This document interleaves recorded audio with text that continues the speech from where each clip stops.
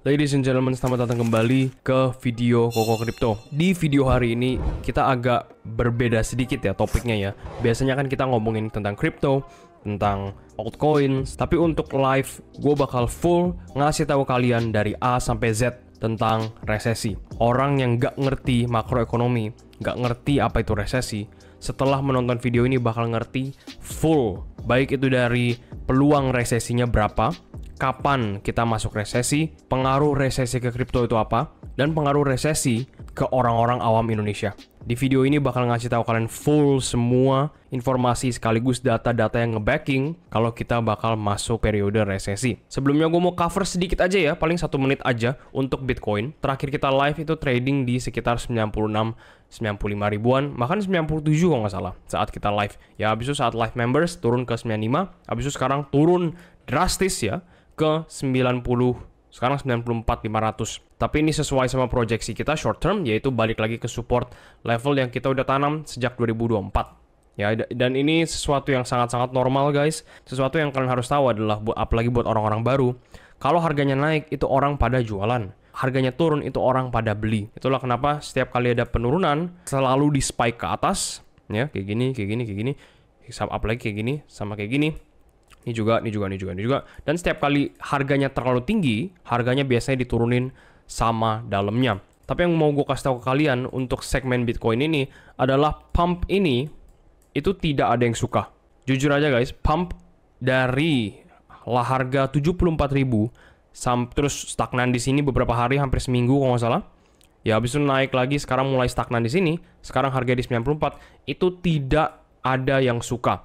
Mayoritas retail itu pada benci atau malah sentimennya itu negatif, padahal harganya naik. Hampir semua orang yang main kripto sekarang itu bingung, nggak certain, nggak pasti kalau Bitcoin ini bakal lanjut nge-pump atau tidak. Ini adalah pump yang sangat-sangat bikin painful banyak orang. Yang bearish, pengen harganya turun, nggak dikasih. Yang bullish, bingung, nggak yakin harganya bisa naik ke atas. Dan itu sesuatu yang sangat-sangat normal, apalagi kita baru aja ngelewatin dari sejak Januari ya. Malah kalau gue bisa argue dari Desember, pain over pain. Gue bener-bener nggak salah saat dulu gue bilang di live, orang-orang yang paling hoki adalah orang-orang yang baru masuk. Gara-gara cycle selama ini, itu nothing but pain untuk orang-orang veteran. Dan datanya udah clear sebenarnya, dimana mayoritas orang-orang retail itu udah exit the market, padahal harganya sudah kembali naik. Di pertengahan tahun 2024 kita cap cycle ini sebagai cycle of maximum pain, dan maximum pain-nya sekarang lagi terjadi jelas-jelas ya. Gak ada yang seneng saat harganya turun untuk Bitcoin, tapi saat harganya naik di sini makin gak ada yang seneng juga. Dan itu hasil dari cycle of maximum pain dan manipulasi terus-menerus dari smart money. Sekarang kita kembali lagi ke topik utama, yaitu resesi. Kalau ngomongin resesi, pasti ngomongin makro. Dan kalau ngomongin makro, anaknya adalah pasar saham, atau lebih tepatnya indeks saham. Nah kemarin, ini udah lama banget ya, mungkin gue diliatin aja. Di bulan Februari kita udah ngecetak weekly cycle low, dimana saat itu gue bilang, kalau weekly cycle low ini ditembus, kita bisa lihat saham ini, S&P ini turun sampai level ini kembali, di mana ini jadi trend support untuk makronya saham, di mana dimulai tahun 2020, tahun 2025 sekarang. Dan proyeksi kita bener, tapi rasa gue ini udah sangat-sangat overdue, jadi harus gue delete ya. Ini paling juga delete. Yang mau gue kasih tahu ke kalian semua adalah dua hal. Nomor satu adalah saham ini lagi membuat uptrend kecil-kecilan ya di sini ya, dari downtrend sebelumnya, dan downtrend ini tuh baru aja di breakout. Jadi kita delete itu, dan sekarang bikin uptrend yang sangat agresif. Kata kuncinya agresif ya. Tapi sesuai sama garis yang barusan gue buat, saham ini sekarang punya resistance kalau seandainya S&P ini mau makin naik. Nomor satu adalah di sini, nomor dua adalah of course di daerah atas sini. Daerah atas ini itu jadi level penentu lah bisa dibilang ya. Gara-gara nggak hanya ini sebagai all time high S&P 500, tapi ini juga jadi penentu apakah kita bisa roll over, naik dan retest, atau seandainya kita bisa nyentuh resistance ini dan roll over ke bawah dan mulai bear market untuk saham. Pertanyaannya adalah, bisa nggak Bitcoin untuk nggak ngikutin pergerakan S&P untuk pertama kalinya? Gara-gara buktinya adalah, faktanya adalah selama histori S&P dan saham itu selalu berbanding lurus. Kalau seandainya saham naik, Bitcoin juga bakal naik. Kalau saham turun, Bitcoin juga pasti. Sebelum gue mau masuk ke data, gue mau ngasih tahu sedikit ya buat orang-orang yang udah members udah lama banget. Kalau kita sebenarnya udah bahas proyeksi resesi ini dari tahun lalu ya. Bener-bener dari hampir 1 tahun lalu, 12 bulan lalu. Ini description yang gue nggak pernah ganti, yaitu playlist yang nge-breakdown proyeksi kalau kita bakal melihat resesi, economic collapse di tahun 2025. Ini gue buat di awal tahun 2024. Dan sekarang datanya tuh mulai nge-support resesi itu kejadian. Kita mulai ke data pertama, yaitu sentiment market. Ya, US consumers are bearish on stocks as if there is a bear market. Jadi orang-orang yang menginvestasi di stok ya, investasi di saham, investasi di risky assets market, sentimennya tuh sama banget kayak bear market. 49% of Americans, orang-orang Amerika, mengexpect lower stock prices. Artinya mereka expect harga saham yang mereka pegang itu makin turun ya for the next 12 months in April. Gue bakal ulangin sekali lagi. 49% orang-orang Amerika yang megang saham itu expect sahamnya mereka itu turun sampai tahun depan. Crazy ya, bener-bener gila. Nggak hanya itu, US recession probabilities, peluang untuk resesi sekarang naik drastis. Chancesnya, probability-nya of a recession over the next year is priced in by the S&P 500 and corporate bonds spike to 60%. Chance buat resesi sekarang naik ke 60%, the highest since 2022. Kalau seandainya kita mau masuk resesi, itu ada tanda-tanda yang kita harus lihat. Dimana nomor satu adalah jumlah orang-orang yang menganggur atau yang tidak kerja, atau orang-orang yang di layoff, yang dipecat dari pekerjaannya mereka. Alhasil mereka nggak ada duit, alhasil mereka nggak bisa beli barang. Dan tanda-tanda resesi nomor 2 yang paling kelihatan di Indonesia pun juga ya, kelihatan banget, dimana prices of goods and services are up. Dimana semua harga, kalian mau beli barang, mau beli makanan, mau beli apapun, semua harganya tuh pelan-pelan naik. Jadi resesi adalah gabungan antara dua ini, dimana orang-orang yang udah struggling, nggak punya kerjaan, nggak punya penghasilan, makin nggak bisa beli barang gara-gara semuanya tuh terlalu mahal. Dan saat orang-orang nggak ada yang mau beli barang, ekonomi atau perputaran duit itu mulai berhenti, dan itu berbahaya untuk satu negara. Nah kebetulan, kalau seandainya kalian fans resesi ya, adalah unemployment rate itu pelan-pelan lagi naik. Terakhir unemployment rate naik, itu kalian bisa lihat sendiri ya, tahun 2020 yaitu ada COVID, tahun 2008 krisis ekonomi, dan tahun 2001 ya, 2001-2002 ada resesi mini juga di situ. Tapi tahun 2025 sekarang kembali lagi naik, hore buat resesi. U6 unemployment rate naik ke 8% di bulan Februari, the highest level since September 2021. Ya, note that the U3 unemployment rate is the official measure, counting people actively looking for work but unable to find it. Ngitung jumlah orang yang pengen kerja nih, tapi kagak bisa. Basically grafik ini ngasih tahu kalau semakin banyak orang-orang yang nganggur, meskipun mereka mau nyari kerja, mereka nggak bisa dapat kerja.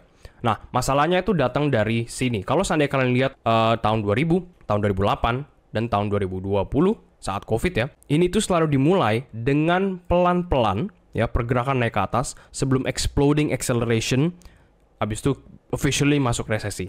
Sama seperti ini, pelan-pelan naik ke atas, terus tiba-tiba jedor. Oke, sama kayak gini ya, tapi ini lebih drastis gara-gara nggak ada yang prediksi kalau COVID bakal membuat semua orang depresi. Pelan-pelan naik ke atas, langsung jedor naik ke atas. Nah, masalah kita adalah sekarang, dimana kita sejak tahun 2023, seingat gue, ya, ke 2024, sekarang 2025, itu lagi bikin the first phase of recessionary period. Ya, the first phase kalau seandainya mau acceleration. Dan apakah ini kenaikan unemployment rate ini bakal menandakan resesi di tahun 2025. Something to think about ya. Bener-bener bahaya ya unemployment rate ini. Gak hanya itu, tadi gue kasih kalian 2 tanda resesi, di mana satu orang gak punya kerja. Nah ini sekarang masuk ke yang nomor 2. Kebetulan ini gue cuma ambil sampel dari Colorado, tapi ini adalah jumlah hutang rata-rata konsumen masyarakat. Dimana ini hitung per tahun ya, jadi kuarter 4 2023, kuarter 4 2024, dan seterusnya per tahun. Dimana di tahun 2003, average debt, rata-rata hutang untuk orang-orang Amerika itu 49.000, dimana sekarang udah hampir double ke 90.000. Dan kita bisa lihat sendiri ya, mortgages itu artinya hutang rumah, KPR, itu semakin lama semakin tinggi.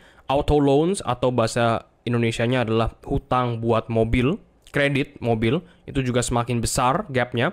Credit cards juga semakin besar, dan student loans all time high di tahun 2024. Dan ingat, ini adalah jumlah hutang, bukan jumlah biaya kebutuhan.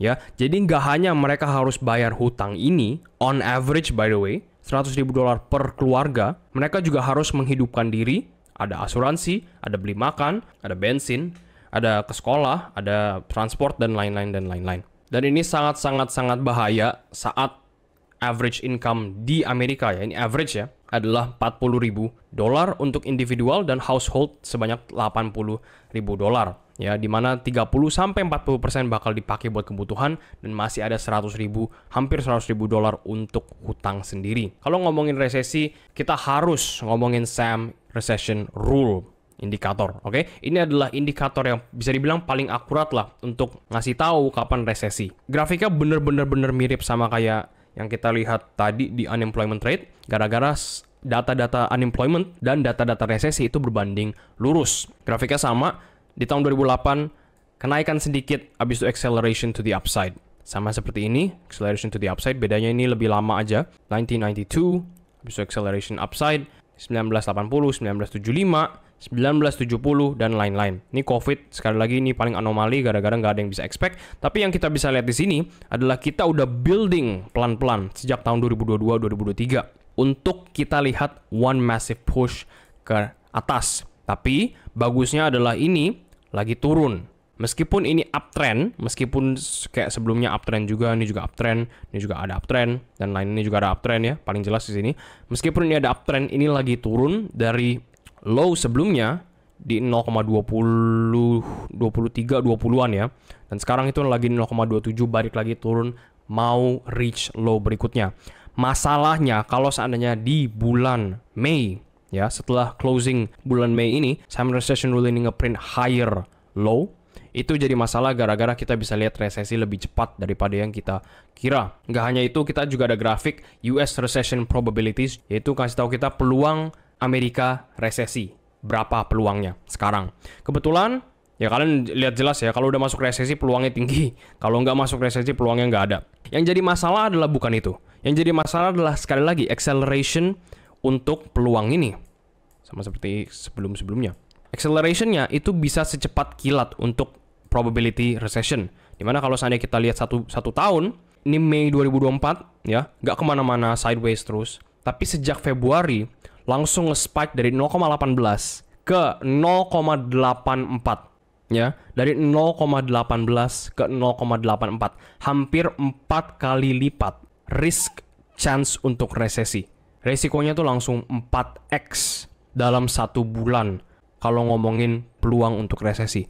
Ini sangat-sangat concerning gara-gara kalau seandainya kita tarik ke 10 tahun terakhir ya. Ini tuh benar-benar dari 0,42 di Januari, 0,22 di Februari, dan Maretnya langsung masuk ke angka 100. Tapi kok ini kan curang COVID. Lihat resesi 2008 yang paling, bisa dibilang paling rapih ya. Ini gue zoom in ke 2008. Kalian bisa lihat sendiri ya. Oktober 2007, 1,34. November 2007, 2. Langsung nambah 2x. Desember 2007 langsung naik 7. Tapi kalau seandainya kita tarik dari 2007 ya, dari Januari 2007, benar-benar 1 tahun sebelum resesi, 0,46, 0,24 ya, sideways 0,12, 0,12, 0,30, 0,54, 58 maksudnya. Naik, turun, naik, abis itu acceleration masuk resesi. Itu yang gua sangat-sangat concerning. Apakah sekarang kita balik lagi sini ya. Apakah Februari ke Maret ini yang jump 4x ini bakal jadi permulaan untuk acceleration, untuk probability recession nanti di tahun ini?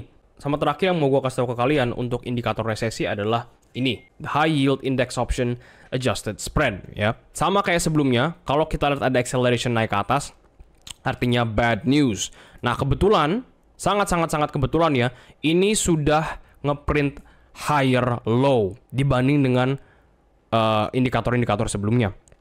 Ya, yang makin concerning adalah kalau seandainya kita tarik ke 10 tahun terakhir, 10 tahun ke belakang, itu kurang lebih kayak gini. Ini uptrend sebentar, habis itu langsung cool off lagi. Inilah yang kita mau lihat kalau seandainya kita nggak mau lihat recession. Sama kayak gini. Bagusnya adalah kalau seandainya kita extend ke tahun 1996 ya. Ini udah ngeprint beberapa kali kenaikan. Tapi bedanya dengan kenaikan ini sama ini, itu adalah ini langsung turun lagi ke bawah, ini juga turun lagi ke bawah, ini juga turun lagi ke bawah. Jadi kita harus benar-benar pantau apakah ini bisa bikin higher high atau yang lebih parah acceleration ke atas atau tidak. Gak hanya itu, di Amerika itu memang lagi jelek-jeleknya ya. Ekonominya tuh lagi benar-benar parah-parahnya. Ini ada news dari Global Market Investors.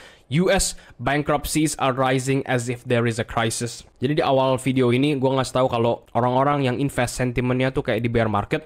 Dan sekarang kelakuan bisnis di Amerika itu bener-bener kayak bear market ya, di mana 188 US large companies ya declared bankruptcy in quarter 1 alone. Di quarter 1 tahun ini doang. The most in 15 years. This is up 35% from 139 recorded in Q1 2024. Sekarang gue mampir ke inflasi gara-gara kita nggak mungkin ngomongin resesi tanpa inflation. Kebetulan ya, yang kita udah bahas dari awal tahun ini adalah selama Trueflation Index itu bikin lower low terus menerus, dan sekarang malah udah bikin bottom harusnya ya, di 1,22%. Kita bisa expect kalau the Federal Reserve bakal mulai nge-cut rates ke target ini. Atau setidaknya Federal Reserve bakal punya trend untuk nurunin inflation. Ya, tapi sayangnya kalau seandainya kalian nggak tahu ya, nanti di 7 Mei, 2 hari dari hari recording sekarang, yaitu tanggal 5, Federal Reserve punya 95% chance untuk tidak menurunkan interest rates sama sekali. Ya, dengan peluang easing atau peluang untuk rate cuts sebanyak 5,2%. Ngasih tahu kita kalau Federal Reserve ini masih sangat-sangat restrictive, masih menunda untuk something to happen. Jujur aja guys, gue mau ngasih tahu ke kalian semua di sini, kalau seandainya Federal Reserve ini makin lama menunda dan makin lambat untuk decision prosesnya, untuk rate cuts-nya, Amerika bakal masuk resesi lebih cepat daripada yang kita kira. Ya, dan yang jadi masalah adalah them waiting for something. Federal Reserve ini lagi nunggu di waktu yang tepat untuk rate cuts. Waktu yang tepat itu saat semua udah resesi dan mereka harus melakukan panic cuts. Seperti yang kita lihat selama histori ya, biasanya kalau udah masuk resesi, the tops are already in. Ya, topnya sudah in untuk hampir semua markets, dan kita bakal lihat mini ataupun full-fledged bear market sebelum markets kembali lagi normal. Gak hanya itu, gue juga mau mention gara-gara gue inaktif selama 2 minggu terakhir ya. Di tanggal 30 April, itu Amerika itu ngeluarin GDP, ini dia. Advanced GDP quarter over quarter, dimana sebelumnya itu positif sekali, naik 2,4%. Tapi sekarang, atau di bulan April ya, itu mereka expect 0,2%. Jauh banget ya dari sini ya. Tapi ternyata actualnya lebih rendah daripada 0,2%, yaitu minus 0,3%. Bayangin positif 0,2 ke minus 0,3%. Congratulations, the Federal Reserve, you are clowns. Yang jadi masalah adalah ini, satu indikator lagi yang menentukan resesi, yaitu based on GDP. GDP Based Recession Indicator Index. Indikator ini sama kayak indikator-indikator lain, itu perlu kita pahami bukan uptrendnya, tapi acceleration untuk ke atas. Kayak periode sebelum-sebelumnya, acceleration yang menentukan resesi, bukan sebuah uptrend. Ini uptrend, tapi tidak resesi sama sekali. Jadi sangat-sangat masalah kalau seandainya GDP quarter over quarter tuh kayak gini. Ya, dan 5 years, meskipun ini baru kelar dari resesi ya, ini pelan-pelan naik kembali. Jadi semoga aja kita nggak lihat acceleration on this indicator as well. Sekarang gue mau ke sangat-sangat depressing news. Ini dari Global Markets Investors. The greatest investor of all time is raising cash as never before.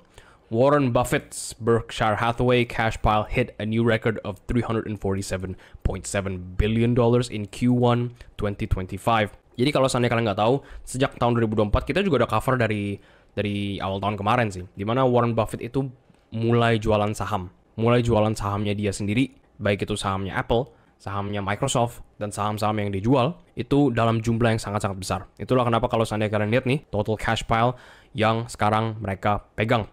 Sekarang udah menyentuh 348 ya, kita buletin aja miliar dolar as of March 31. Warren Buffett ini adalah orang yang paling pintar, orang yang paling sabar bisa dibilang juga. Dia tahu kalau seandainya kapan resesi, dan dia tahu kapan harus jualan, dan dia tahu kapan harus beli kembali. Ya, yang jadi masalah adalah setiap kali dia jualan, itu biasanya tanda-tanda bakal resesi, atau bentar lagi bakal resesi. Contohnya, di tahun 2006 ke 7 ya, 7, Warren Buffett saat itu net worth-nya masih segini. Dia jualan massive, ya, dia jualan dengan jumlah yang sangat-sangat besar untuk nge-buyback semua properti, semua aset-aset at cheap saat resesi di tahun 2008. Jadi, tanda-tanda Berkshire Hathaway pegang cash pile segini besar, itu ngasih tahu kita cuma satu hal, yaitu baik itu ada economic breakdown di tahun ini ataupun tahun depan, yang bisa gue pastiin, yang bisa gue yakini adalah setelah semuanya turun, Berkshire Hathaway dan Warren Buffett bakal beli dalam jumlah massal kembali. Jadi kesimpulannya apa guys? Meskipun kita punya banyak banget indikator-indikator yang bisa menandakan resesi dengan metrik-metrik dan data-data yang berbeda-beda, semua indikator tersebut ngasih tahu kita kalau resesi bakal datang. Baik itu sekarang, baik itu nanti. Apalagi didukung dengan data yang sangat-sangat jelek, day by day, week by week. Apalagi Federal Reserve yang sampai sekarang nggak mau acknowledge sama sekali, Jerome Powell nggak mau acknowledge sama sekali kalau economic downturn, economic breakdown is coming, dan kita benar-benar nggak bisa nunggu untuk rate cuts saat resesi atau saat semuanya udah hancur baru mau rate cuts. Rasa gue waktu kita itu sangat-sangat limited. Dan deadline-nya sudah sangat-sangat dekat. Nggak berarti Bitcoin abis ini langsung turun, abis itu langsung bear market ya. Karena kalau seandainya kita ngomongin kurun waktu, resesi ini bisa paling cepat datang mungkin Q2 ataupun Q3, paling lambat bisa datang tahun depan. Tergantung apa yang terjadi di tengah-tengah, tergantung apa yang bakal dilakukan Jerome Powell bulan depannya lagi, tergantung apa yang bakal dilakukan Trump. Ya, tapi yang mau gue kasih tahu di video ini, semua data ngasih kita satu direction, yaitu Amerika bakal resesi. Sayangnya adalah sekarang ya, nggak ada data yang ngasih kita Amerika tuh tidak bakal resesi. Apakah bisa berubah tren itu? Apakah semua indikator itu bisa ngeflip menandakan kita tidak bakal resesi? Bisa aja, ya kan? Tapi apa yang gue mau sampaikan di sini adalah kita bakal resesi, titik.